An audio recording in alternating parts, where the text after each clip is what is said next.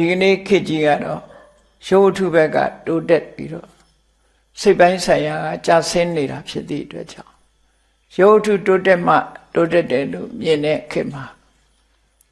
ဒီမထေရမြတ်တို့ရဲ့စကားအနှစ်သာရဟာဒီသမ္မာပုဂ္ဂိုလ်ရဲ့နားတဲ့ကိုရောက်ချင်မှရောက်မှာပေါ့နော်သို့သောလောကရဲ့စိတ်နှလုံးအေးချမ်းမှုဆိုတာလူတိုင်းအတွက်လိုအပ်ချက်တစ်ခုပဲဖြစ်တယ်ရုပ်ထုတွေကစိတ်နှလုံးအေးချမ်းမှုကိုမပေးနိုင်ဘူးစိတ်ချမ်းသာမှုဆိုတာဟာရုပ်ထုနဲ့မသက်ဆိုင်သလိုရှိတယ်ပေါ့စီးပွားဥစ္စာတိုးတက်တာလည်းစိတ်ချမ်းသာမှုကိုပေးတာမဟုတ်ထိုက်တဲ့လောက်တော့စိတ်ချမ်းသာမှုတွေရနိုင်တော့လည်းပဲအပြည့်အဝပေးနိုင်သလားဆိုမပေးနိုင်ဘူးစိတ်ချမ်းသာမှုလုံးဝအပြည့်အဝပေးနိုင်တာတော့စိတ်ပိုင်းဆိုင်ရာတိုးတက်မှုကသာပေးနိုင်တယ်ဒါကြောင့်မို့စိတ်ပိုင်းဆိုင်ရာတိုးတက်မှုတွေကိုအခြေခံပြီးတော့မထေရမြတ်တွေပြောခဲ့တဲ့စကားဟာလူတွေရဲ့စိတ်နှလုံးအေးချမ်းမှုကိုဖြစ်ပေါ်စေနိုင်တဲ့စကားတွေလို့ဒီလိုမှတ်သားကြရမှာဖြစ်တယ်သူပြောလိုက်တဲ့စကားလေးကတပ္ပိရေဝသမာသေးထပဏိတိဟတ္ထဓတ္တိပိတပ္ပိရေဝသမာသေးထဆိုတဲ့စကားလုံးကတကယ်ကိုလူတော်လူကောင်းတွေနဲ့ပဲဆုံတွေ့ပါစေဆုံတွေ့အောင်ကြိုးစားကြပါလူတော်လူကောင်းတွေဆိုတာဘယ်လိုပုဂ္ဂိုလ်မျိုးတွေတုံးဆိုပဏိတေဟိအဋ္ဌဓတ္တိဖိအဋ္ဌဓတ္တိဆိုတာတကယ်ရဲ့ဘဝရဲ့အဓိပ္ပာယ်ကိုတည်တည်ချာချာစဉ်းစားပြီးသိမြင်တဲ့ပညာရှိပုဂ္ဂိုလ်တွေပေါ့အဲ့ဒီပညာရှိပုဂ္ဂိုလ်တွေနဲ့ပဲပေါင်းသင်းမှာဓမ္မသာဝရစိတ်နှလုံးအေးချမ်းမှုဆိုတာဖြစ်မှာတမန်ပုဂ္ဂိုလ်တွေနဲ့ပေါင်းသင်းလို့ရှိရင်စီးပွားဥစ္စာတိုးတက်ခြင်းတိုးတက်မယ်စိတ်နှလုံးပူပန်ရမှုတွေမှာတဝဲလဲလဲပဲဖြစ်နေလို့ဆိုတယ်နော်ဘဝမှာစိတ်နှလုံးချမ်းမြေ့စွာနေနိုင်မှုအတွက်ကတကယ်ကိုအကြောင်းအကျိုးကိုအမျှော်မြင်ရှိတဲ့ပညာရှိသူတော်ကောင်းတွေနဲ့ပဲပေါင်းသင်းမှုကြိုးစားပါပညာရှိသူတော်ကောင်းတွေနဲ့ဆုံတွေ့လိုက်ရတဲ့အကျိုးကျေးဇူးဟာအလွန်ကြီးမားတယ်လို့အဲ့တော့ပညာရှိသူတော်ကောင်းဆိုတာတပ္ပိဆိုတာဘယ်လိုပုဂ္ဂိုလ်မျိုးလဲလို့ကြည့်လိုက်တဲ့အခါတပ္ပိဆိုတဲ့စကားလုံးကတဘာယံတာဓုတပ္ဘောဆိုတဲ့စကားလုံးကလားတပ္ပဆိုတာပွဲလေတဲ့တဲ့ပုဂ္ဂိုလ်ဆိုလိုတာကလူကြီးလူကောင်းစိတ်ကောင်းနှလုံးကောင်းရှိတယ်သူနဲ့တွေ့လို့ရှိရင်တကယ်ကိုတန်မိုးရှိတဲ့စကားတွေကြားရတယ်စိတ်နှလုံးအေးချမ်းမှုရှိတယ်အမျှော်မြင်ရှိတယ်သူပြောတဲ့စကားအတိုင်းနေထိုင်လို့ကစိတ်ညစ်စရာဆိုတာတခုမှမတွေ့ရအောင်အဲ့တော့တဘာယံတာဓုတပ္ဘောပွဲလေတဲ့တဲ့ပုဂ္ဂိုလ်လူလေကောင်းမှာဂုံရှိတရေရှိပတ်စံရှိလို့ဂုံရှိတရေရှိမဟုတ်ဘူးမွန်ရည်တယ်ပညာရှိတယ်တိမ်မွေးတယ်အကျိုးအကြောင်းဆင်ခြင်တဲ့အသိဉာဏ်တွေရှိတယ်အမျှော်မြင်ရှိပြီးတော့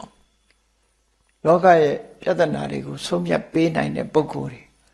အဲ့ဒါတွေကိုသူတော်ကောင်းလို့ခေါ်တယ်။တာမန်အဖြစ်စဉ်းစားကြည့်လိုက်မယ်ဆိုရင်ဘာသာတရားတွေနဲ့ကြည့်လိုက်မြန်မာလူမျိုးတွေကိုးကွယ်နေတဲ့ဗုဒ္ဓလို့ဆိုတဲ့ပုဂ္ဂိုလ်သူမြတ်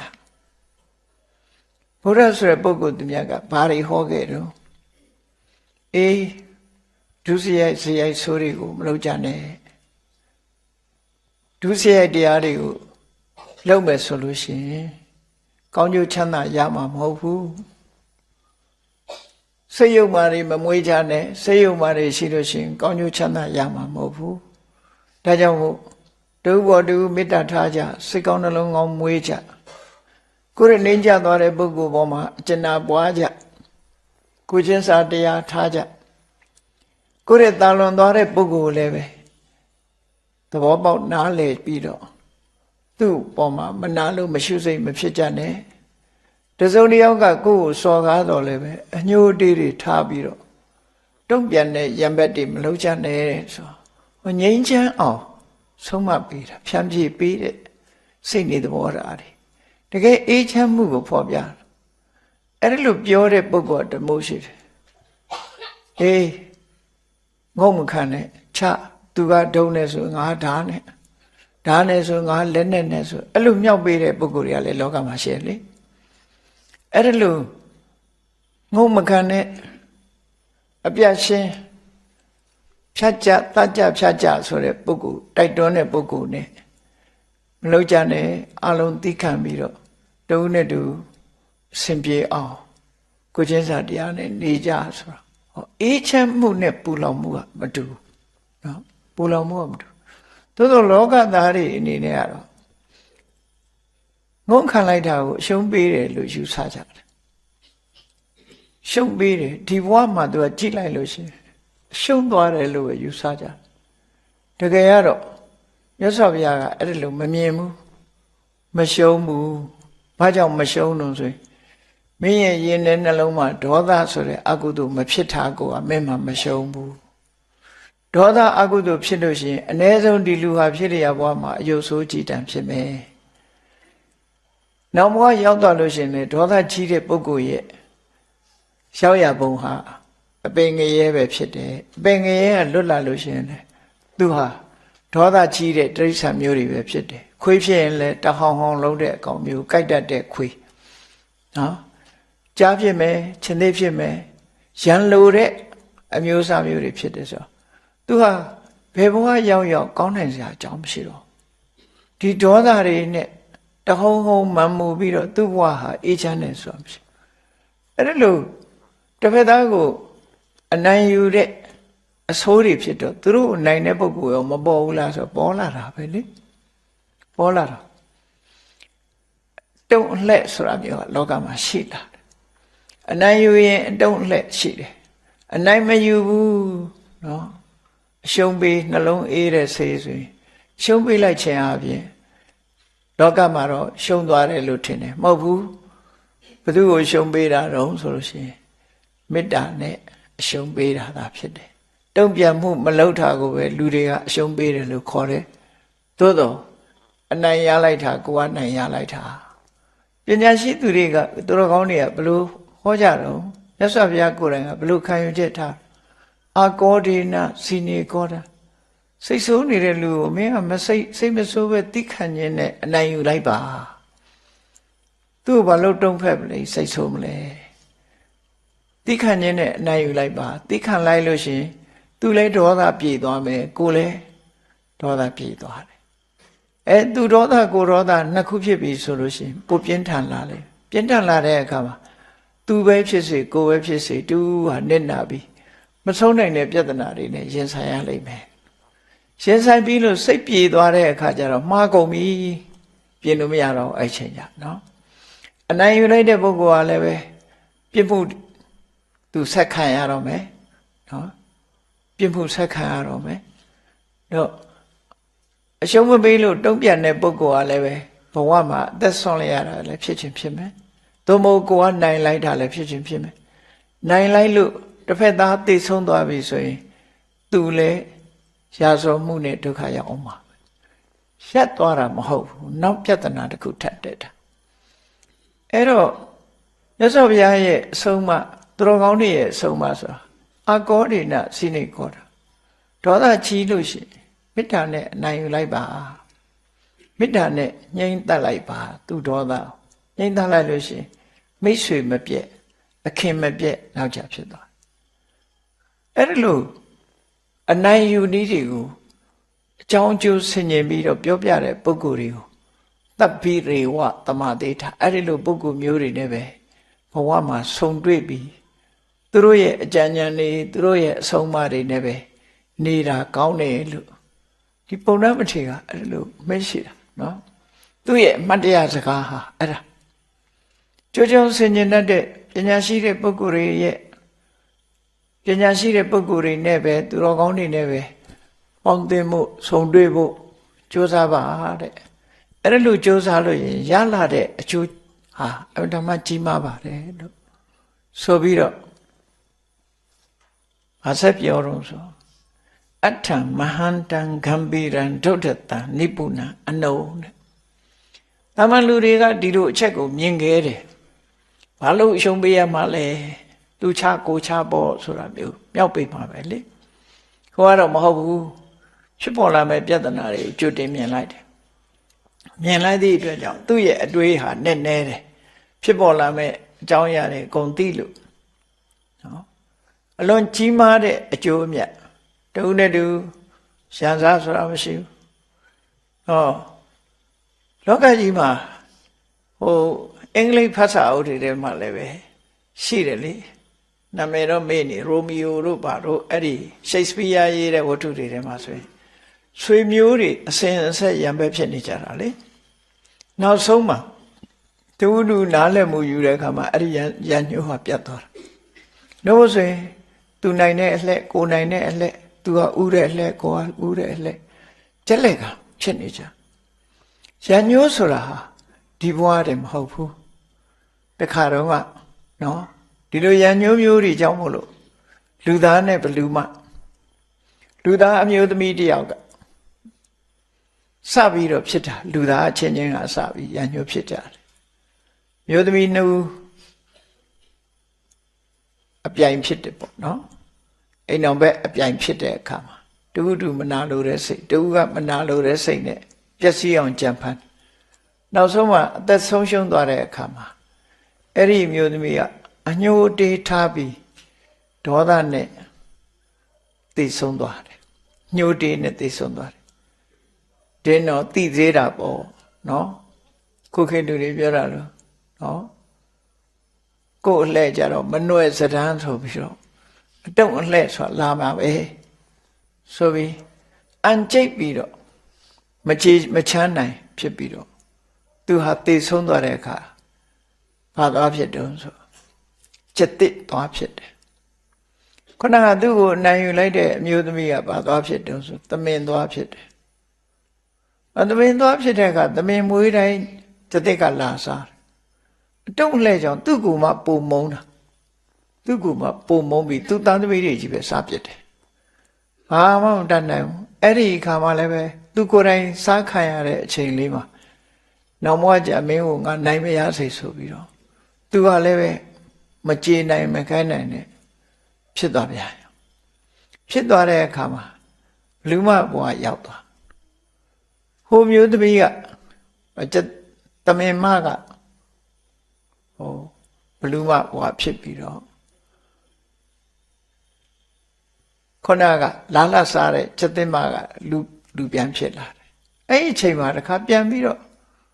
အတုံးအလှဲ့လောက်တာပဲနော်မဆုံးနိုင်တဲ့ရန်ညှိုးကလေးစားချေကြတယ်လို့ဆိုလို့တယ်အဲ့ဓာတွေဟာဒီလိုပဲဒေါသကိုဒေါသမေတ္တာနဲ့အနိုင်မယူသည့်အတွက်ကြောင့်ဘဝတန်တရားထိအောင်အမုန်းစိတ်တွေပါဝင်ပြီးတော့ဒုက္ခရောက်နေကြတယ်ဒီကနေ့ခေတ်ပဲကြည့်အကျမ်းဖက်သမားဆိုတာလေအမုန်းစိတ်တွေပြင်းထန်ပြီးတော့လူတွေကိုဘယ်သူပဲဖြစ်ဖြစ်တတ်ဖို့ဖြတ်ဖို့ဝန်မလေးတဲ့အနေအထားမျိုးတွေဖြစ်လာအဲ့ဒါမကောင်းတဲ့ဒီပုဂ္ဂိုလ်တွေနဲ့ပေါင်းလို့မကောင်းတဲ့အတွေးအခေါ်တွေခေါင်းထဲရောက်ပြီးတော့ဒီလိုဖြစ်ကုန်ကြတာအကယ်၍သာမေတ္တာတရားနဲ့တူဘောတူသိခညမယ်ခွင့်လွှတ်ကြမယ်နော်ဘယ်သူမှရံမလို့ကြဘူးဆိုရင်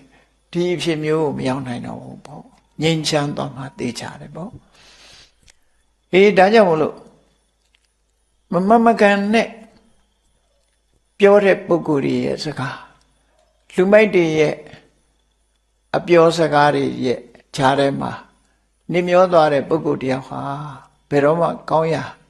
အဖြစ်ကိုမရပါနဲ့ငြိမ်းချမ်းမှုကလည်းဘယ်တော့မှရမှာမဟုတ်ဘူးလို့ငြိမ်းချမ်းမှုဆုံးရှုံးသွားပြီဆိုလို့ရှိရင်အကျိုးတရားတွေဟာများစွာဆုံးရှုံးသွားနိုင်တယ်လို့ဒီလိုဆိုတာပေါ့နော်ကျိုးတရားတွေဟာစက်တိုက်ဆုံးရှုံးသွားဖို့ပဲရှိတယ်တဲ့ဒီရာသမတိကိစ္ဆန္တိအပမတ္တဝိသကနာတကယ်တော့အရာရာမှာဆင်ញင်စဉ်းစားတတ်တဲ့ဆင်ញင်တုံတရားအရှိမြင်တတ်တဲ့ အမျော်အမြင်ပညာအရာရာမှာခေါင်းနဲ့ပညာနဲ့စဉ်းစားတတ်တဲ့ပညာရှိပုဂ္ဂိုလ်များသာလျှင်နော်တကယ်ကိုငြိမ်းချမ်းမှုဆိုတဲ့အေးချမ်းသာရတဲ့အနေထားတစ်ခုသာဝရပိုင်ဆိုင်မှုရနိုင်ကြပါတယ်တဲ့နှုတ်ဖို့ဆိုလို့ရှိရင်စိတ်ကလုံးအေးချမ်းမှုဆိုတဲ့တရားတွေဟာဆုံးရှုံးကုန်ကြမှာပါပဲလို့ဒါပုံနာမထေရရဲ့အမှတ်တရစကားပြောတာနော်အဲ့တော့အပေါင်းအသင်းဟာလွန်ရေးကြီးတယ်ပေါ့ဘုန်းကြီးတို့ဘဝမှာပေါင်းသင်းဆက်ဆံမှုဟာလွန်ရေးကြီးတယ်မကောင်းတဲ့လူနဲ့ပေါင်းလို့မကောင်းတဲ့အတ္တတွေတက်လာမယ်မကောင်းတဲ့အတွေးတွေခေါင်းထဲဝင်လာမယ်မမှန်မကန်တဲ့အမြင်တွေခေါင်းထဲရောက်လာမယ်ဆိုရင်အဲ့ဒီအမြင်တွေကိုအခြေခံပြီးတော့လူဟာဆိုးမိုက်ပြီးတော့နောက်ဆုံးမှာတန်တရားထဲမှာရုံမထွက်နိုင်တော့အခြေအနေဆိုးတွေနဲ့ကြုံတွေ့သွားနိုင်တယ်သူ့လက်ကိုယ်လက်ဆိုတာမျိုးတွေနဲ့ဒုက္ခရောက်သွားနိုင်တယ်လို့အဲ့တော့ဒီစကားအမှတ်တရစကားပြောတဲ့ပုဂ္ဂိုလ်ဟာဘယ်သူလဲလို့ဆိုလို့ရှိရင်ရှင်ပုံနာဆိုတဲ့မထေရပုံနာဟာနှစ်ပါးရှိတယ်ပိဋကတ်စပေမှာနော်လေကိုင်းကျောင်းတော်ရာနဲ့ပတ်သက်တဲ့ပုံနာဆိုတာပုံတော်ဝါဒသုတ်တာအဲ့ဒါတစ်ခုတပါအခုဒီရှင်ပုံနာဆိုတာဟာသူကမြတ်စွာဘုရားရဲ့ဇာတိဒေသကပိလဝတ်မြို့အနီးနားမှာဒေါနဝတ္ထုဆိုတဲ့ပုံနာရွာကြီးရှိတယ်ဗြဟ္မဏေကြီးပဲနေကြတယ်အဲ့ဒီပုံနာရွာကြီးကရွာသားတူပဲသူဟာတပည့်ဆက်ကြတရားဟောတဲ့အခါမှာပထမဆုံးကျွတ်တန်းဝင်ပြီးသောတပန်ဖြစ်ပြီးမြတ်စွာဘုရားဓမ္မပထမဆုံးယဟန်ဖြစ်ခံယူတဲ့ရှင်ကွန်းတညာရဲ့တူအရင်ပဲပုံနာဆိုတာသူ့ရဲ့မေတော်ကမန္တာနီဆိုတဲ့ပုံလေးမှမြို့သမီးဖြစ်လို့သူ့အမေနာမည်နဲ့ဗာထည့်ပြီးတော့ပုံတော်မန္တာနီပုတ်တော်လို့စာပေကျမ်းကမှာဒီလိုဆိုတယ်မန္တာနီဆိုတဲ့ဒကမာကြီးရဲ့မြို့သမီးရဲ့သားဖြစ်တဲ့ရှင်ပုံနာလို့အဲ့ဒီရှင်ပုံနာဟာသူကရှင်ကုဏ္ဏညာမထေရမြတ်ကြီးရဲ့တူရှင်ကုဏ္ဏညာဆိုတာအလုံးသိတဲ့အတိုင်းဘုရားလောင်းလေးမွေးဖွားလာတဲ့အခါမှာဖိတ်ခေါ်ပြီးတော့မင်းသားလေးရဲ့ကြံရင်လက္ခဏာကိုကြည့်ခိုင်းတဲ့ဘုရင်ရဲ့ပရောဟိတ်ပုံနာတွေထဲမှာတဦးဖြစ်ပါဝင်ခဲ့တယ်ပေါ့သူ့ဦးလေးကတဦးဖြစ်ပါဝင်ခဲ့ပညာတတ်ပုဂ္ဂိုလ်အဲသူကလည်းပဲပညာတတ်ပုဂ္ဂိုလ်ပဲအဲ့တော့ကုဏ္ဏညာဆိုတဲ့မထေရမြတ်ကြီးရဲ့တူအရင်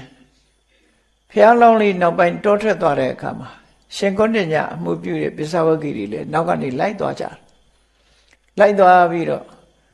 ပထမဆုံးတရားဓုတရားမြတ်ရရင်နာဖို့ဆိုပြီးအခွင့်ရအောင်လို့ကြိုတင်ပြီးလူဘဝဆုံးခွာပြီးမလှမ်းမကမ်းမှသွားနေကြတယ်ဖျားနဲ့ဖျားလောင်းတရားကျင့်တဲ့နေရာအနီးပါးမှနေကြနောက်ဆုံးကျတော့6နှစ်နီးဒုက္ခရစရိယပင်ပန်းခံပြီးတော့ကျင့်တယ်သူတို့ဟာဝေယဝိဆဆောင်ရွက်ပေးရင်ကနေခက်လန်းလန်းကနေကြအဲ့ဒီနီးဟာမှားနေသည့်အတွက်ကြောင့်ကျမကြီးချို့တက်သွားတဲ့ဘုရားလောင်းကသူ့ရဲ့ technique ပေါ့ကျင့်တဲ့နီးစနစ်တွေကိုပြောင်းလိုက်မယ်ပြောင်းပြီးတော့ကျမကြီးကောင်းအောင်ပြန်ပြီးတော့အစာစားပြီးကျမကြီးခ ्यू ဆိုင်ပြီးအပြန်မွေးတဲ့အချိန်မှာသူတို့ကသွားပြီးဖျားဖြစ်ဖို့အတိညာဏ်တရားဓုကိုတော့ရတော့မှာမဟုတ်တော့ဘူးဆိုပြီးစိတ်ပြက်လက်ပြက်ဖြစ်ပြီးတော့ဗာရဏသီဘက်ကိုခရီးထွက်သွားကြပြီဣတိပတနာတော်ရောက်သွားကြတာသူတို့ဟာဖျားလောင်းတရားကျင့်တာကိုဆုံးခွာပြီးတော့ထွက်သွားကြတာစိတ်ပြက်လို့ထွက်ခွာသွားတာနော်အဲ့ဒီရှင်ကုဏ္ဏညာကြီးကကပိလဝတ္ထုမြို့အနီးနားကဒေါနဝတ္ထုဆိုတဲ့ဗြဟ္မဏရွာကြီးတရွာရဲ့ရွာသားတူဖြစ်တယ်သူ့ရဲ့တူကအခုရှင်ပုံနာအဲ့လိုမြတ်စွာဘုရားစီသူကတရားနာပြီးနောက်ဆုံးမှာဒွေစကြတရားဟောတဲ့အခါမှာသောတပန်ဖြစ်ပြီးချင်းမြတ်စွာဘုရားရဲ့တပိဿဝကယဟန်ဖြစ်ပထမဆုံးပြုခွင့်ရတဲ့ပုဂ္ဂိုလ်ဖြစ်သွားနောက်ယဟန်နာအပါ60ထွက်ပေါ်လာတဲ့အခါမြတ်စွာဘုရားကခရီးဒေသစာတွေထွက်ပြီးတော့အမှန်တရားကိုလိုက်လံရှင်းပြဖို့အတွက် သာသနာပြုလွတ်တယ်လို့ခေါ်တာပေါ့နော်စရထဘိက္ခွေစာရိကံဘူဇနာဟိတယအများအကျိုးဖြစ်အောင်ထိုဒေသကိုသွားကြမာဧကိနဒွေကမိဋ္ဌတနေရာတဲ့ကိုဥတီချက်ဌာနတစ်ခုကိုနှစ်ယောက်မသွားကြနဲ့တပါးပဲသွားဘာလို့လဲဆိုတော့အင်္ဂါပါမှ60ပဲရှိတာနော်အဲ့တော့ကိုသွားတဲ့နေရာကိုဒီတပါးစီပဲသွားကြဒေသေထ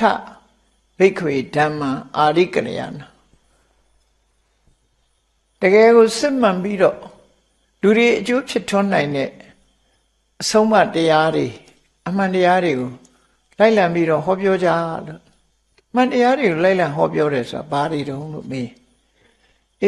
ဒုစရိုက်အခြေခံကပြောမယ်ဆိုလို့ရှိရင်ဒုစရိုက်တွေကရှောင်ကြဒုစရိုက်တွေရဲ့အပြစ်ဟာမတမကြီးမားတယ်သူစရိုက်တွေနဲ့နေထိုင်ကြသူစရိုက်တွေရဲ့အကျိုးကဒါတွေရှိတယ်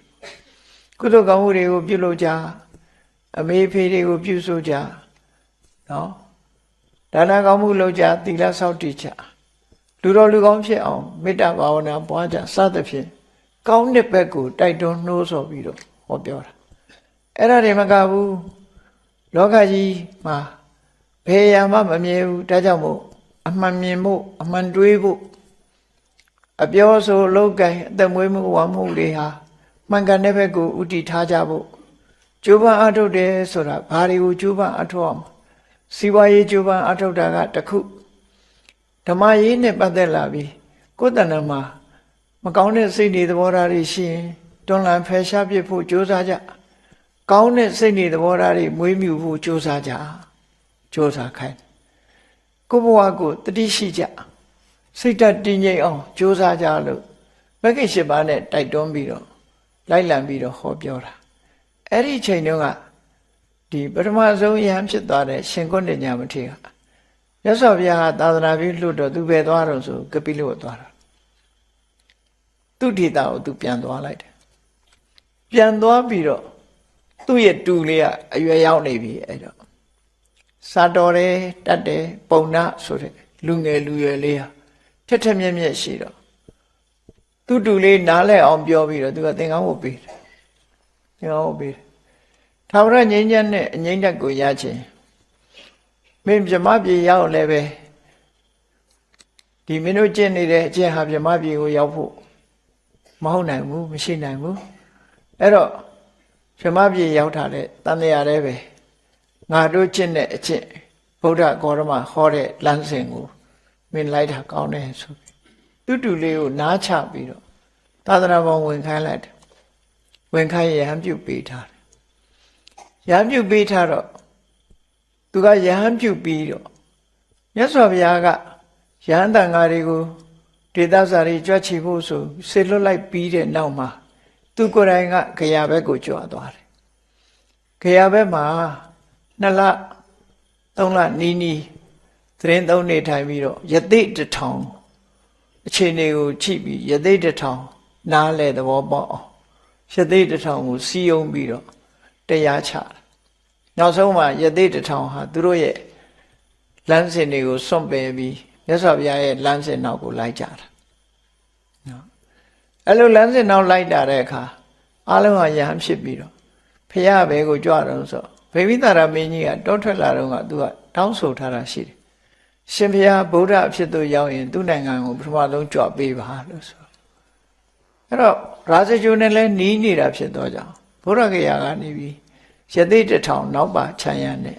ရာဇဂိုဘက်ကိုယင်ကြွလိုက်တာရာဇဂိုကြွပြီးတော့မြတ်စွာဘုရားဟာရာဇဂိုမှာသတင်းသုံးနေထိုင်ခဲ့တယ်ပေါ့နော်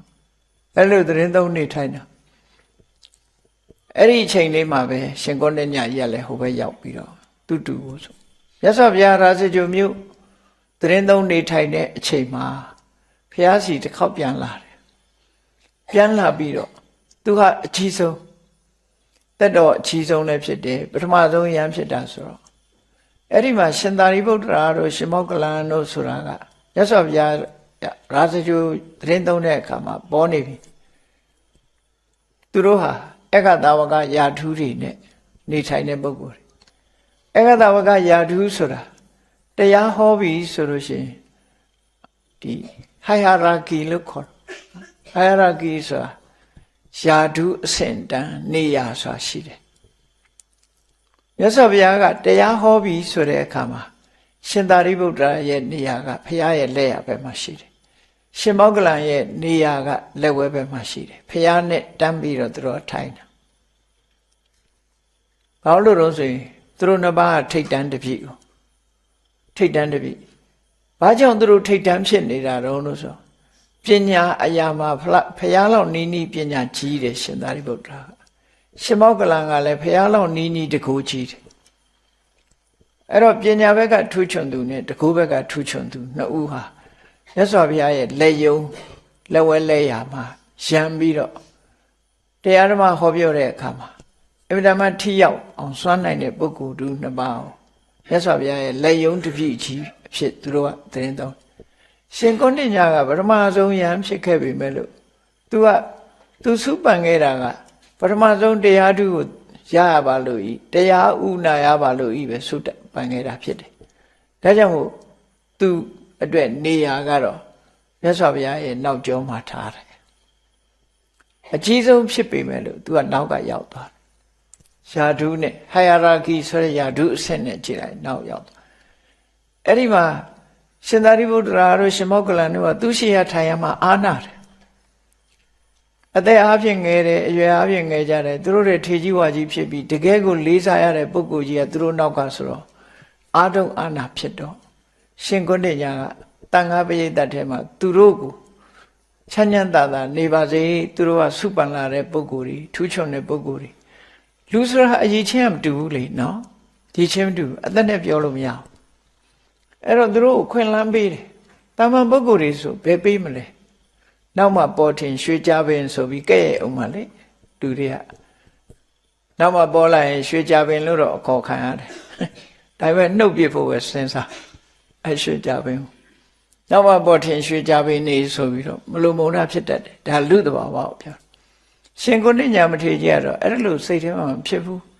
အေးသူတို့နေရထိုင်ရအခက်ခဲလိမ့်မယ်ငါတန်ဃာတွေကြားမှာမနေတော့ဘူးမြတ်စွာဘုရားစီခွင့်ပန်ပြီးတော့ဟိမဝန္တာတောင်ကဆတ္တန်အိုင်းဆိုတဲ့ဘက်မှာသွားပြီးတသက်လုံးအဲ့ဒီမှာပဲသတင်းသုံးသွားတယ်ပြန်မလာနောက်ဆုံးပြိဋိဘံသံဃာနီးမှာဘုရားစီတစ်ခေါက်လာကြော့သွားတယ်အဲ့ဒီမှာပဲပြိဋိဘံဆံသွားအဲ့တော့သူကသူ့တူလေးကိုသင်္ကန်းဝတ်ပေးထားခဲ့ပြီးမြတ်စွာဘုရားစီသူပြန်လာတဲ့အချိန်မှာသူ့တူလေးက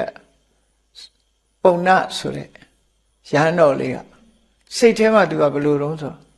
သူဖះကိုလိုက်ပြီးတော့မဖူးသေးဘူးဘာလို့လဲဆိုသူတရားမကျင့်ရသေးဘူး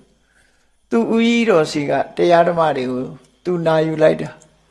နာယူပြီးတော့ကမ္မထာအထုတ်နည်းတွေကိုသူမှတ်သားပြီးတရားထုတ်ပြီးတရားထုတရားမြတ်ရမှငါဖះကိုသွားဖူးတော့မယ်နော်တရားထုမရမချင်းငါဖះစီမသွားသေးဘူးဆိုပြီးတော့တရားပဲအထုတ်လိုက်တာတရားအထုတ်လိုက်တော့သူကယန္နာဖြစ်သွားတယ်ယန္နာဖြစ်သွားတဲ့အခါမှာဘာတွေကိုသူစိတ်ဝင်စားတော့လို့ဆိုယဟန်ဘဝမှာနော်ဒီစိတ်ဆန္ဒအလိုလောဘနီးတာကိုသူသဘောကျတယ်လောဘကြီးတာကိုမကြိုက်ဘူးအလုံးဟာလောဘနေတယ်လောဘနေတယ်ဟိုဟာဖြစ်ခြင်းနဲ့ဒါဖြစ်ခြင်းနဲ့ဆိုတာဒီမရှိစေရအောင်လောဘနေဖို့ကိုရှိတာနဲ့ကျင့်တတ်ဖို့ကင်းကွာလွတ်လပ်ပြီးတော့တရားဓမ္မနဲ့ပျော်မွေ့ဖို့နော်သီလနဲ့ပြည့်စုံမှုသမာဓိနဲ့ပြည့်စုံမှုပညာနဲ့ပြည့်စုံမှုဆိုပြီးတော့မြတ်စွာဘုရားရဲ့အဆုံးအမထဲမှာအရေးချင်းတန်ဖိုးတွေကိုဖော်ပြထားတဲ့စကား10မျိုးကထာ10ပါးလို့ခေါ်တယ်အဲ့ဒီကထာ10ပါးနဲ့ပဲသူတပည့်တွေကိုဟောပြောဆုံးမသူကိုယ်တိုင်ကလည်းကိုယ်တိုင်လိုက်နာကျင့်သုံးတယ်အဲ့ဒါနဲ့သူကနာမည်ကြီးတယ်ဟောပြောကောင်းတယ်တပည့်တွေစီယုံရေးကောင်းတယ်သို့တော့ဘုရားနဲ့သူမတွေ့ရသေးဘူးနော်ဘုရားနဲ့မတွေ့ရသေးဘူးမြတ်စွာဘုရားကိုသူယဟန္တာဖြစ်ပြီးမှဖူးမယ်လို့အဲ့ဒီအချိန်မှာသူတပည့်တွေကလည်းယဟန္တာဖြစ်သွားယဟန္တာ900 ယန္တာ900ကဘုရားကိုအရိယာဖြစ်သွားရင်ဘုရားကိုပိုးချီညိုကြတယ်ဘာလို့လဲဆိုရင်သူတို့သိတဲ့တရားဟာဘယ်ပုဂ္ဂိုလ်ကနေခေါ်တဲ့တရားလဲဆိုသူတို့ကိုယ်တိုင်သိသွားတဲ့အခါကျတော့ဟာဒီလိုစစ်မှန်တရားမျိုးဒီလိုပုဂ္ဂိုလ်မျိုးရဲ့တရားဟာအမှန်တမ်းထူးခြားတယ်ဒီလိုပုဂ္ဂိုလ်မျိုးနဲ့မတွေ့ရရင်ဒီတရားမျိုးမနာရရင်တို့ဒီအသိဉာဏ်တွေရမှာမဟုတ်ဘူးဆိုသိကျေစုတင်လို့ဘုရားကိုဖူးချင်ကြတယ်ရှင်ပုံနာကိုအားလုံးကခွင့်ပန်တဲ့အခါရှင်ပုံနာကဘာစဉ်းစားလိုက်တုံးဆိုငါဟာဒီပရိသတ်တွေတအုံးအုံးနဲ့နေတာကိုမြတ်စွာဘုရားမကြိုက်ဘူးနော်ပဝိဝေကလို့ခေါ်တယ်လူတွေစီကားဖြစ်တာဆိုလို့ရှိရင် तू ကရဟန်းတန်ဃာတွေဖို့မှာဒါကောင်းတဲ့လက္ခဏာမဟုတ်ဘူး तू ကဘာလို့လဲဆိုပရိသတ်များနေလို့ရှိရင်ဒီတရားနှလုံးသွင်းမှုအချိန်ကနည်းသွားတယ်ဒါကြောင့်မလို့စိတ်နှလုံးအိတ်ချမ်းမှုရဖို့ရအတွက်ကတယောက်ထီးနေမှပို့ပြီးတော့ဖြစ်တယ် solitary life ဆိုတာနော်တယောက်ထင်းနေတဲ့အနေအထားမျိုးကို तू ကပို့ပြီးတော့နှစ်သက်တော့သူစိတ်ထဲမှာ तू ကအဲ့ဒါကိုချီးမွမ်းဟောပြောလေးရှိသည့်အတွက်ကြောင့် तू ကစဉ်းစားလိုက်တယ်သူတပိပိဋက900နဲ့အတူဖျားစီသွားမယ်ဆိုလို့ရှိရင် तू ဟာအချမ်းရံနေနဲ့ဒီလိုနေပြီးတော့အတိုင်းနဲ့အဝိုင်းနဲ့ तू ခေါ်တဲ့တရားနဲ့ तू လုံးရက်နဲ့ဟာမကိုက်ဘူးဒါကြောင့်မလို့ तू ဟာတယောက်တည်းပဲသွားချင်တယ်တပည့်တွေနဲ့မသွားချင်ဘူးဒါကြောင့်တပည့်တွေကိုအရင်လွှတ်လိုက်တယ်ကဲကိုတော်တို့အရင်သွားမြတ်စွာဘုရားကိုရှိခိုးတပည့်တော်ရဲ့စကားနဲ့ဘုရားရဲ့ခြေတော်ဆုံးကိုဥတိုက်တဲ့အကြောင်းကိုရှောက်ထားတပည့်တော်နောက်မှလိုက်လာခဲ့ပါမယ်ဆိုပြီးသူကိုယ်တိုင်ဟောတဲ့တရားကိုသူကိုယ်တိုင်လေးစားလိုက်နာတဲ့အနေနဲ့သူဟာတဝိရိနေတဲ့ဘဝကိုစံပြအနေနဲ့နေပြပြီးသူတပည့်တွေကိုလွှတ်လိုက်တယ်လွှတ်လိုက်တဲ့အခါကျတော့သူတပည့်တွေကလည်းသူ့ကိုအလွန်လေးစားကြတယ်မြတ်စွာဘုရားစီရောက်တဲ့အခါကျတော့သူတပည့်တွေကသူတို့ဆရာဘလောက်တော်တယ်ဘာတွေကိုဟောပြောတယ်ဆိုတာကိုမြတ်စွာဘုရားကိုရှောက်ကြတယ်နော်ရှောက်ကြတဲ့အခါဒီလိုဒီဘယ်အရာပဲဖြစ်ဖြစ်လောဘမကြီးတာတို့ရှိတာလေးနဲ့ကျင့်တတ်တာတို့လွတ်လွတ်လပ်လပ်နေတာတို့ကိုချင်းသီလပြေဝအောင်အထောက်ထားတို့ဆိုတဲ့အည်အသွေးတွေသူဟာသူကိုယ်တိုင်လည်းရှိအောင်လုပ်တယ်တပည့်တွေကိုလည်းရှိအောင်ဒါကိုပဲအလေးနဲ့ထားပြီးတော့ဟောပြောတယ်ဆိုတာဒီမြတ်စွာဘုရားကိုရှောက်ကြတာအဲ့ဒီစကားကိုဘယ်သူကကြားတော့ဆိုရှင်သာရိပုတ္တရာကြားဇာတိဒေသမှာသာသနာပြုတရားဟောနေတာရှင်ပုံနာအဟောပြောလဲအလွန်ကောင်းတယ်ဆိုတာရှင်သာရိပုတ္တရာကြားတော့ရှင်သာရိပုတ္တရာအလွန်ပညာကိုတန်ဖိုးထားတဲ့ပုဂ္ဂိုလ်ဆိုဒီစကားလည်းကြားလိုက်ရောသူရှင်ပုံနာကိုသိတွေးချင်စိတ်ရှိသိတွေးချင်အဲ့တော့တွေးချင်တော့ယဟန်တွေကိုခဏခဏပြောတာရှင်ပုံနာများလာလိုက်လို့ရှိရင် तू ကတနေရာရောက်နေမတွေးလိုက်ရမှာဆိုလို့သူ့စီကိုသတင်းပို့ကြပါမြတ်စွာဘုရားရဲ့ဇာတိဒေသကရှင်ပုံနာဆိုတာဟာအင်မတန်မှတော်တယ်ဘုရားရှိခိုးသူ့တပည့်တွေကချီးမွမ်းပြီးရှောက်ကြတယ်အတော်ကိုတော်တဲ့ပုဂ္ဂိုလ်သူ့ကိုတွေးချင်လိုက်တာလို့ရှင်သာရိပုတ္တရာပြောတော့ယဟန်တန်ဃာထဲမှာပဲထင်ရှားတယ်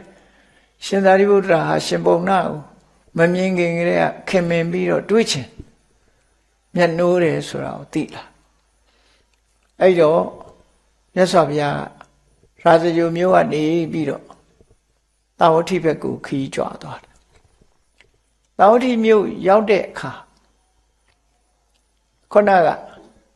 ရှင်ပုံနာကကပိလဝတ်မှာနေတာမြတ်စွာဘုရားတာဝတိမြို့ရောက်တယ်လဲကြားရောသူကလည်းပဲတာဝတိမြို့ကိုဖျားဖူးဖို့အဲ့ကြမှာလာနော်အနုဆိုရင်ရာဇဂိုတိအောင်သူသွားရမယ်မသွားရဘူးကိုဗုဒ္ဓဂယာသွားတဲ့လူတွေသိလိုက်မယ်နိဘောနယ်ဇတ်နဲ့တာဝတိကနီးတယ်လေအဲ့တော့ကပိလဝတ်ကနေပြီးတော့တာဝတိဘက်ကိုဆင်းလာပြီးတော့မြတ်စွာဘုရားကိုဇေရုံအကြောင်းမှာလာရောက်ပြီးသူကဥတိုက်တယ်အဲ့ဒါလို့ဥတိုက်တဲ့အခါမှာမြတ်စွာဘုရားကိုလျှောက်တယ်ဇာတိဒေသကလာတဲ့အကြောင်းပုံနာဆိုတဲ့နာမည်ကြားတော့ကိုရောတွေကတစုံတစကြားတယ် ဟာခုကြွလာတဲ့အာဂန္တုဘုန်းကြီးကရှင်ပုံနာလို့ပြောတယ်ဟာရှင်ပုံနာဆိုလို့ရှိရင်ရှင်သာရိပုတ္တရာကခဏခဏတဖွာဖွာပြောတယ်ရှင်ပုံနာလာရင်သူ့ကိုပြောကြပါဆိုပြီးတော့မှားထားတာရှိတယ်ဆိုပြီးကိုရောတစ်ပါးကအပြေးအလွှာအန္တဝနဆိုတဲ့ဇေရွန်ကျောင်းသားတောနဲ့ကြီးထဲမှာရှင်သာရိပုတ္တရာရှိနေတာသွားပြီးတော့ပြောတယ်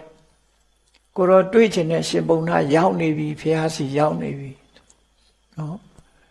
အဲ့လိုပြောတော့ရှင်သာရိပုတ္တရာခတ်တုတ်တုတ်ကလေးလာခဲ့တာရှင်ပုံနာကလည်းမြတ်စွာဘုရားကိုနှုတ်ဆက်ကြော့ပြီးတော့သူဟာအဲ့ဒီတောအုပ်ဘက်ကိုထွက်သွားတောအုပ်ဘက်ထွက်သွားတယ်အဲ့တော့ရှင်သာရိပုတ္တရာကရှင်ပုံနာလို့ဆိုတာ ਨੇ သူကနောက်ကနေလိုက်ရှေ့ကရှင်ပုံနာသွားတော့သူကနောက်ကနေမျက်ခြေပြတ်မှာဆိုတော့ခတ်တွတ်တွတ်လေးလိုက်တယ်ရှေ့ကရှင်ပုံနာကသွားနောက်တောအုပ်ထဲရောက်တဲ့အခါကျတော့တပင်တပင်အောက်မှာရှင်ပုံနာကထိုင်ပြီးတော့တရားနှလုံးသွင်းအဲ့ဒီမှာရှင်သာရိပုတ္တရာကနောက်ဆုတ်ပြီးဘေးနာကတပင်တပင်မှာအသာထိုင်ဒီချိန်တော့သွားလို့မတော်သေးဘူးဒါလူဆိုတာအကဲခတ်ရတယ်ပေါ့နော်ဒီချိန်ကသွားလို့မတော်သေးဘူးသူဟာသမဘဝင်စားနေတဲ့ချိန်ဒီချိန်မှာသွားစကားပြောရမယ့်အချိန်မဟုတ်ဘူးဆိုပြီးတော့မလန့်မကန်းကနေပြီးတော့မျက်စိအောက်ကပျောက်သွားမှဆိုလို့စောင့်ကြည့်နေတဲ့ပုံစံမျိုးအဲ့ဒီမှာသွားပြီးတော့နေရှင်ပုံနာကအဲ့ဒီမှာသမဘဝင်စားရကနေထစဉ္ညာလျှောက်ပြီးဆိုတဲ့အချိန်ကျမှရှင်သာရိပုတ္တရာကသူ့တစ်ပင်အောက်ကထွက်လာပြီရှင်ပုံနာစီရောက်လာတာသိတွေးချင်တာသူသိတွေးချင်တော့နာမည်ကိုရင်မမေးဘူးရှင်ပုံနာရဲ့စွမ်းရည်တတ္တိကိုသိချင်တာတဲ့ကိုရောတဲ့မေးပြရစီတဲ့ကိုရောသာသနာပေါင်းဝင်တာဟာတီလာစင်ကြယ်ဖို့ဝင်တာလားလို့ဟုတ်ပါဘူးတဲ့နောက်ဖြေပုံလေးကိုကြည့်ဒါဖြင့်တမာတိတိုးတက်ဖို့ဝင်တာလားမဟုတ်ပါဘူးပြောလိုက်တာတစ်ခုစီမေးသွားပြီးတော့ဟောတီလာအတွက်လည်းမဟုတ်ဘူးတမာတိအတွက်လည်းမဟုတ်ဘူးနဲ့ဝိပဿနာဉာဏ်အဆင့်တွေကိုမေးတာအဲ့ဒါအတွက်လားမဟုတ်ဘူးတဲ့နော်တီလာဝိသုဒ္ဓိစိတ်တဝိသုဒ္ဓိတီလာဝိသုဒ္ဓိဆိုတာကိုချင်းတီလာတွေပြည့်စုံတာစိတ်တဝိသုဒ္ဓိဆိုတာတမာတိစွမ်းအားတွေပြည့်တာစိတ်စင်ကြယ်တာနောက်ကင်္ခာဝိတရဏဝိသုဒ္ဓိဆိုတာအကြောင်းအကျိုးအကြောင်းတရားကိုသိမြင်ပြီးတော့စင်ကြယ်တာနော်ပฏิပဒါညာဏတသနာဝိသုဒ္ဓိမေဃညာဏတသနာဝိသုဒ္ဓိဝိပဿနာလမ်းကြောင်းဟုတ်တယ်မဟုတ်ဘူးဆိုတာကိုသိပြီးစင်ကြယ်တာပฏิပဒါညာဏတသနာဝိသုဒ္ဓိလမ်းမှန်ပေါ်ရောက်ပြီးတော့စင်ကြယ်တာညာဏတသနာဝိသုဒ္ဓိမဉ္ဇဉ်ရပြီးစင်ကြယ်တာအဲ့ဒါတွေအတွက်ကိုရောသင်္ကန်းဝဋ္ဌလားဖះစီမှာတရားထုတ်တာလားဆိုမဟုတ်ဘူးလို့ဖြေဒါဖြင့်ဘာအတွက်တုံးဆိုနိဗ္ဗာန်ကိုမျက်မှောက်ပြုဖို့အတွက်ကြိုးစားတယ်ဆိုတော့အနုပါဒဒီစကားဟာတမာအဖြစ်ဆိုရင်တော့ကိုရောသီလစင်ကြယ်ခြင်းလို့ယဟန်ဝဋ္ဌလားဆိုဟုတ်တယ်လို့ပဲပြောကြမှာသူမဟုတ်ဘူးတဲ့ဘာလို့ဆိုဒါလမ်းဆုံးမှမဟုတ်တာဟုတ်နော်လမ်းဆုံးမှမဟုတ်တာအဲ့ဒါတွေကိုရှင်သာရိပုတ္တရာကိုဥပမာနဲ့ရှင်းပြတာကောသလမင်းကြီးကခီးထွက်လာတယ်တဲ့ခီးထွက်တဲ့ကအရေးတကြီးသွားเสียရှိတယ်မြင်းထားတစ်စီးနဲ့သွားရင်မြင်းမခံနိုင်ဘူးခီးကနည်းနည်းဝေးတယ်ဝေးသည့်အတွက်ကြောင့်မြင်းလဲ9စီးမြင်းထား9စီးကိုဆင့်ခေါ်ထားတယ်ဘယ်နာတစ်စီးဆောင်ဘယ်နာတစ်စီးဆောင်တာဝတိမျိုးကထွက်လိုက်တဲ့အခါတစ်စီးအဲ့ဒီမြင်းမောပြီဆိုရင်နောက်မြင်းတစ်စီးပေါ်တစ်စီးဆက်သွားအဲ့တော့နောက်တစ်စီးပေါ်ဆက်သွားနဲ့မြင်း9စီးနောက်ဆုံးသူသွားခြင်းတဲ့နေရာကိုရောက်တယ်ရောက်တဲ့အခါမှာတဲ့ဘယ်ထားနဲ့လာတာတုံးလို့မေးမယ်ဆိုလို့ရှိရင်သူကကြည့်လေတာဝတိမျိုးကထွက်လာတော့ကယထာတစ်စင်းလေကြားထဲမှာလည်းယထာတွေအများကြီးသူပြောဖို့ရာတစ်စင်းနဲ့လည်းပြောလို့မရဘူးနောက်ဆုံးစင်းနဲ့လည်းပြောလို့မရဘူးပြောလို့မရတော့ဒီတိုင်းပဲပြောတာဝတိမျိုးကထွက်တာကယထာတစ်စီးအဲ့ယထာတစ်စီးပြီးတော့နောက်တစ်ခါတစ်စီးဆိုအစင်းစင်းနောက်ဆုံးဒီနေရာရောက်လာတဲ့ယထာကတော့ဒါပဲလို့ဆိုပြီးတော့အဲ့ဒါလို့ဖြေးတယ်လို့ပဲတဲ့ဒီသီလဝိသုဒ္ဓိဆိုတာဘာအတွက်တုံးဆိုစိတ်စင်ကြယ်ဖို့အတွက်စိတ်တဝိသုဒ္ဓိအတွက်သာဖြစ်တယ်အဲ့ဒီပဲတဆင့်ပုတ်ပေးတာသူက ယဟန်တန်ဃာတွေသီလစင်ကြယ်ရင်စိတ်တဝိတ္တုစိတ်စင်ကြယ်မှုကိုပို့ပေးစိတ်စင်ကြယ်မှုကဘယ်ကိုပို့ပေးတော့ဆိုကင်္ခဝိတရဏဝိတ္တုဓမ္မရေးရနဲ့ပတ်သက်ပြီးတန်တရားကင်းတဲ့စီကိုပို့ပေးဒါဖြင့်တန်တရားကင်းတာဘယ်ကိုပို့ပေးတော့ဆိုမေဃဉာဏတသနာဝိတ္တုဝိပဿနာလမ်းကြောင်းဟုတ်တယ်မဟုတ်ဘူးဆိုတာသိဖို့အဲ့ဒါလို့သွားလိုက်တာနောက်ဆုံးကြတော့မှဉာဏတသနာဝိတ္တုထိရမှာနိဗ္ဗာန်ကိုပို့တာ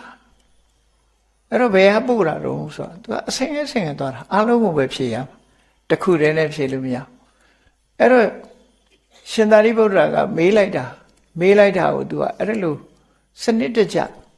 ဖြေဆိုပြီးတော့ပြလိုက်တော့မှရှင်သာရိပုတ္တရာကသူတရားနာခြင်းလို့တမင်မေးတာသူမသိတာမှမဟုတ်တာပဲเนาะ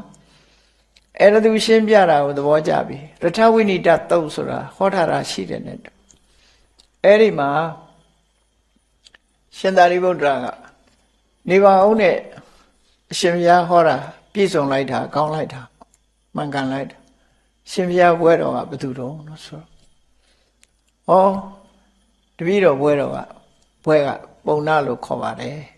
သတင်းသုံးပေါ်တွေကတော့ပုံတော်မန္တဏိပုတ်တော်မန္တဏိရဲ့သားယဟန်ပုံနာလို့သိကြပါတယ်ဆိုတဲ့အခါရှင်သာရိပုတ္တရာသူသိရတဲ့နဲ့မေးတာနော်မေးပြီးတော့ရှင်ပုံနာနဲ့တွေ့ရတာ तू ဝန်တာတယ်တဲ့ तू မေးတာတွေကိုကြနနဖြေဆိုလို့ तू ဟာရှင်ပုံနာကိုခေါင်းပေါ်ရွက်ပြီးတော့ထားခြင်းတယ်ပေါ့လေဘယ်သွား तू မေးစရာရှင်ခေါင်းပေါ်ကနေချပြီးတော့မေးခြင်းတယ်ပေါ့ခေါင်းပေါ်ရွက်ထားခြင်းပါတယ်ရှင်သာရိပုတ္တရာအဲ့လောက်ထိအောင်လူတယောက်ကိုမျက်နှိုးတယ်လို့သူဆိုလို့တယ်နော် तू မေးချင်တာတွေအလွယ်တကူမေးလို့ရအောင်ရှင်ပုံနာကိုခေါင်းပေါ်တင်ပြီးတော့ရွက်ပြီးတော့ထားခြင်းပါတယ်လို့ပြောတော့ရှင်ပုံနာသူပြန်မေးတယ်အရှင်ဘုရားရဲ့ဘွဲတော်ကဘယ်သူတော်ဆိုတော့တပည့်တော်ရဲ့ဘွဲကတော့ဥပဋိတ္တလို့ခေါ်ပါတယ်သတင်းသုံးပေါ်တွေကတော့သာရိပုတ္တရာလို့သိပါတယ်အဲ့ကြတော့မှရှင်ပုံနာကတခွန်းနဲ့ပြောလိုက်တာဖះလောက်နီးနီးပညာကြီးတဲ့ဆရာကြီးနဲ့စကားပြောတာရှင်သာရိပုတ္တရာမှမသိလို့ဥပမာတွေနဲ့သူပြောမိပါတယ်လို့အားတော့အာနာဖြစ်သွားဟိုကဧကတဝကကြီးလေနော်ဧကတဝကကြီးဖျားပြီးရင်ရှင်သာရိပုတ္တရာကနံပါတ်1ကိုအဲ့ဒါလောက်ပညာကြီးတဲ့ပုဂ္ဂိုလ်ဥပမာဝိဝေယတွေနဲ့ပြောမိတာအားတော့အာနာဖြစ်တယ်လို့ဆိုတဲ့အကြောင်းသူပြောလိုက်တဲ့သူသုံးလိုက်တဲ့စကားလေးကတတ္ထုကပ္ပေနဝတ္တဘောအာစရိယေနမန္တယေမှာနာသနာမအာသမသာရိပုတ္တောတိဖျားလောက်နီးနီးပညာကြီးတဲ့ပုဂ္ဂိုလ်ကြီးနဲ့ဆွေးနွေးနေတာတောင်မှပဲရှင်သာရိပုတ္တရာမှမသိရလေချင်းမသိလိုက်လို့နှုတ်မို့ဆိုရင်ဒီလောက်ကြီးမပြောပါဘူးပေါ့နော်ပြောမှမဟုတ်ပါဘူးအဲ့ဒီမှာတစ်ပါးနဲ့တစ်ပါးဝမ်းမြောက်ဝမ်းသာစကားတွေပြောခဲ့ကြတယ်အဲ့ဒီရှင်ပုံနာဒါကြောင့်မို့မြတ်စွာဘုရားကဓမ္မဂတိကအရာမှာဣတရေဘွယ်သူနဲ့သူ့ချီးကျူးမြောက်စားခဲ့တယ်တရားအဟောပြောအလွန်လိမ္မာတယ်ဟောတတ်ပြောတတ်တယ်နားဝင်အောင်ပြောနိုင်တယ်ရှင်အာနန္ဒာမထေမြတ်တို့သူတို့ကလည်းတာဝတ္မြတ်စွာဘုရားရဲ့ဇာတိတေသသားတွေဆိုတော့ရှင်အာနန္ဒာကကပိလဝကသူကကပိလဝမြို့နယ်ကဒေါနဝတ္ထုဆိုတဲ့ရွာသားအဲ့တော့ဇာတိသားတွေပဲရှင်အာနန္ဒာမထေမြတ်တို့သင်္ကန်းဝတ်ပြီးတဲ့အခါမှာသူ့စီတွေ့ကြသူဟောတဲ့တရားကိုနာပြီးတော့ရှင်အာနန္ဒာကသောတပန်ဖြစ်တာနော်ရှင်အာနန္ဒာကသောတပန်ဖြစ်တာဒါကြောင့်မို့ရှင်အာနန္ဒာက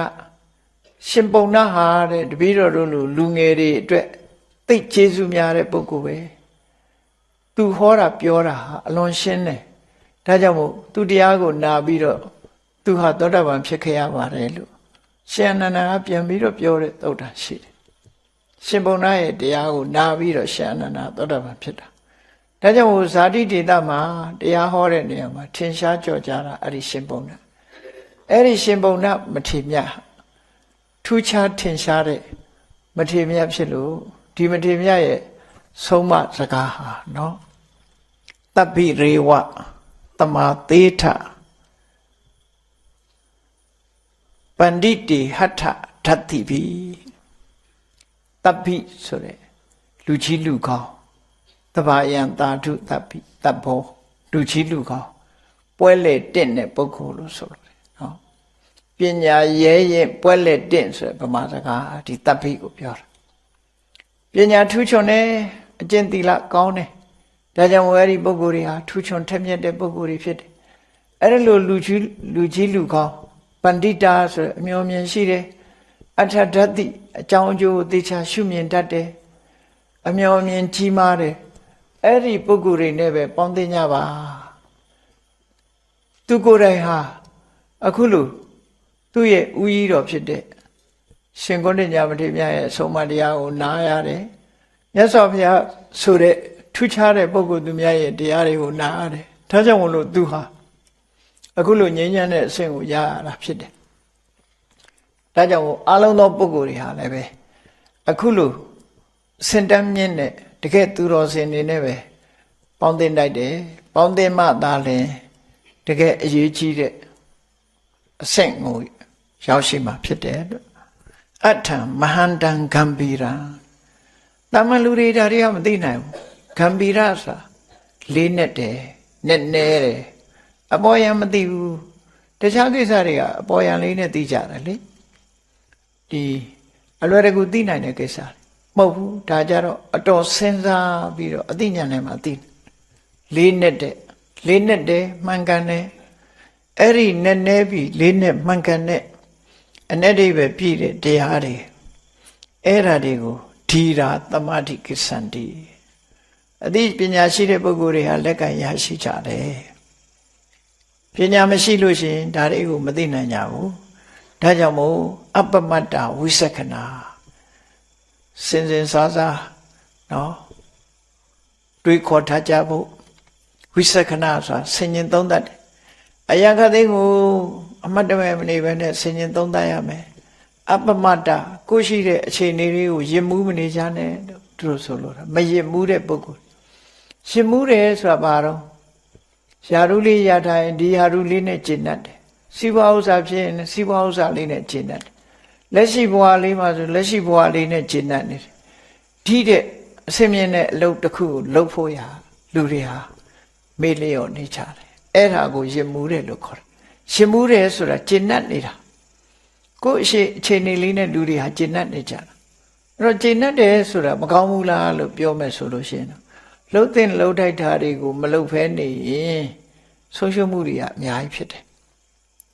ကိုယ့်ဟာလေးနဲ့ကိုယ်ကျင့်တတ်နေနော်ကျင့်တတ်တယ်ဆိုတာယဉ်မှုနေတာဆိုလို့တယ်ကဲယဉ်မှုပုံကဘယ်လိုတွေယဉ်မှုကြတော့ဆိုတာထင်ရှားအောင်ပြောရမယ်ဆိုရင်လူငယ်လူရွယ်လေးတွေဟာဘာနဲ့ယဉ်မှုလဲဆိုရင်သူတို့ရဲ့နုပြိုတဲ့အရွယ်နဲ့သူတို့ကယဉ်မှုတယ်လူငယ်ဆိုတာလူငယ်စိတ်လေးနဲ့ယဉ်မှုနေတယ်လူငယ်စိတ်နဲ့ယဉ်မှုနေသည့်အတွက်ကြောင့်သူဟာကောင်းတာလုပ်ဖို့အရေးကြီးတာလုပ်ဖို့မကြိုးစားဖြစ်ဘူးတတိမထားဖြစ်ဘူးအဲ့ဒါကိုယုပ္ပနမထလို့ခေါ်တယ်နုပြုတ်တဲ့အရွယ်လေးမှာယဉ်မှုနေတာကျင့်တတ်နေတာလေဒါလေးနဲ့လူငယ်လူရွယ်လေးတွေဟာကျင့်တတ်ပြီးတော့နေကြတာကိုယ်ဘဝမှာပြောသလိုနေကြတယ်ကျင့်တတ်ကြတယ်ခြေနေတခုကျင့်တတ်တယ်အဲ့ဒီကျင့်တတ်နေတာဟာသာဝရလားကိုကျင့်တတ်နေတဲ့နုပြုတ်မှုဟာသာဝရလားဆိုဘယ်ဟောတော့သိမကြဘူးနော်လူဘဝရလာပြီးတော့သိမကြဘူး30 40လောက်50လောက်ရောက်လာပြီဆိုရင်လူပြုတ်မှုတွေကဆုံးရှုံးသွားပြီလေတဖြည်းဖြည်းဆုံးရှုံးသွားခေါင်းပေါ်ဆိုရင်နေရာဖြူဆေးဆိုးရဖို့လိုလာပြီသွားတွေကကျိုးလာပြန်ဆိုင်ဖို့လိုလာအဲ့တော့ကိုကတော့ပျော်လို့မပြီးသေးဘူးအဲ့တော့နုပြုတ်မှုပေါ်မှာလဲလူဟာရင်မှုတတ်တယ်ကျမ်းမာနေလို့ရှိရင်လေကျမ်းမာမှုအပေါ်မှာငါကျမ်းမာတယ်ငါလုံနိုင်တယ်ဆိုတဲ့အနေအထားမျိုးပေါ်မှာလေလူဟာကျင့်တတ်နေတယ်အဲ့ဒီကျင့်တတ်နေတာရင်မှုနေခြင်းပဲအေးကျမ်းမာနေတဲ့လူတယောက်ကငါမှဘာယောဂမှမဖြစ်ဘူးလို့ကျင့်တတ်နေတဲ့အချိန်လေးမှာကောက်ခါငင်ငါယောဂတစ်ခုရပြီဆိုရင်ယူကျုံမရဖြစ်သွားအဲ့ချာဖြစ်ရနေခြင်းအဲ့လိုဖြစ်တယ်နော်အဲ့ဒါအာရောချမရလို့ခေါ်တယ်ကျမ်းမာတဲ့အပေါ်မှာရင်မှုပြီးတော့ကျမ်းမာတော့ငါဘာအကျိုးရှိတာလောက်ရမလဲဆိုတာကိုမစင်စားဘူးကျမ်းမာလို့သွားလိုက်မယ်လာလိုက်မယ်စားလိုက်မယ်လှုပ်လိုက်မယ်၊ကင်လိုက်မယ်ဆိုတဲ့ပုံမှာပြောသလိုနေလိုက်မယ်ဆိုတာလေးနဲ့ရင်မှုနေတယ် အေးငါဘဝဟာထာဝရမဟုတ်ဘူးကျမ်းမာနေတာလဲထာဝရမဟုတ်ဘူးဆိုတာကိုတတိတဲ့ခေါင်းထဲကိုထဲ့ကိုမထဲ့ဘူးဟောအဲ့လိုမထဲ့သည့်အတွက်ကြောင့်မကျမ်းမာမှုနဲ့တွေ့လာတဲ့အခါကျမှကျမ်းမာမှုဆုံးရှုံးသွားပြီဆိုတဲ့အခါကျတော့ဘာဖြစ်လဲသူဖြေရလေခြင်းဆိုတော့ကဝင်လာထို့တူပဲလူတွေဟာအသက်ရှင်နေသေးလို့ရှင်ဇီဝိတမထလို့ခေါ်တယ်သက်ရှင်မှုပေါ်မှာယဉ်မှုကြတယ်အဲ့ဒီလိုယဉ်မှုကလည်းပဲသေသွားတဲ့လူတွေတွေ့ရင်သူကဘာကြောင့်သေတာအစာမလို့သေတာပဲသွေးတက်လို့သေတာဘာဖြစ်လို့မစင်ញင်လို့အရက်တွေတောက်လို့စသဖြင့်သေတဲ့လူပဲအပြစ်တင်ပြီးတော့အကုန်လုံးပြောကြတယ်နော်သေမှာပေါ့ဒီလူကဘာလုပ်တာကိုကြတော့သေမယ်လို့ထင်မှမထင်တာနော်အဲ့ဒီလူတွေပြောပြီးတော့အသက်ရှင်မှုပေါ်မှာယဉ်မှုပြီးတော့ထုံးစံအတိုင်းပဲနေပြန်တာပဲဘယ်တော့မှတရားမလုံနိုင်သေးဘူးဒါမအားသေးဘူးအလောကရှိသေးတယ်တခြားလောကအရေးကြီးတယ်နော်ဒီဟာကိုရက်ရွှေ့လိုက်တယ်လတွေရွှေ့လိုက်တယ်နှစ်တွေရွှေ့လိုက်တယ်တရားနဲ့ပတ်သက်ပြီးစဉ်းစားဖို့ရခေါင်းထဲမှာမထားဘူးရွှေ့ထားတယ်ဟောပြုတ်ကနေတည်တော့မယ်ဆိုတဲ့အခါကျဒုက္ခရောက်ပြန်ရောအဲ့ဒါရှင်မှုတယ်ဆိုတာအဲ့ဒီအဓိပ္ပာယ်ကိုပြောတာနော်အဲ့ဒါကြောင့်မို့လို့အပ္ပမတ္တာရှင်မှုမေ့လျော့ခြင်းကင်းပြီးတော့ဝိသက္ခဏာကိုရထားတဲ့အခြေအနေတစ်ခုကိုမှန်မှန်ကန်ကန်ဆင်ခြင်သုံးသပ်တတ်တဲ့ဒီတာပညာရှိပုဂ္ဂိုလ်တွေသာလျှင်ခုနပြောတဲ့တကယ်ကိုအထွတ်မြတ်ဖြစ်တဲ့တိမ်မွေးတဲ့နိဗ္ဗာန်ဆိုတဲ့တရားအငြိမ့်တက်ကိုရရှိနိုင်ကြတာဖြစ်တယ်သူတော်ကောင်းနဲ့ပေါင်းမှဒါတွေကိုရနိုင်တယ်သို့မဟုတ်ဆိုရင်ဒါတွေရကောင်းမှတောင်မသိဘူးလို့ဒါကြောင့်သူတော်ကောင်းတွေနဲ့ပေါင်းမှလို့ရှင်ပုံနာကဒီလိုဆုံးမစကားအမှတ်တရစကားကိုပြောကြားခဲ့တာဖြစ်တယ်တရားချစ်ခင်သူတော်စင်ပရိသတ်တို့ရှင်ပုံနာမထေမြတ်ရဲ့အမှတ်တရစကားကိုနာယူမှတ်သားပြီးတို့တွေဟာရှိနေတဲ့အခြေအနေတစ်ခုပေါ်မှာယဉ်မှုမနေပဲနဲ့လှုပ်တဲ့လှုပ်တတ်တာတွေလုံးဝကြိုးစားအထောက်မှဖြစ်မယ်ဆိုတာကိုစီတတိချက်ပြီးတော့ကြည်ကြံကြိုးကုပ်ပွားများအထောက်နိုင်ကြပါစေကုန်သတည်း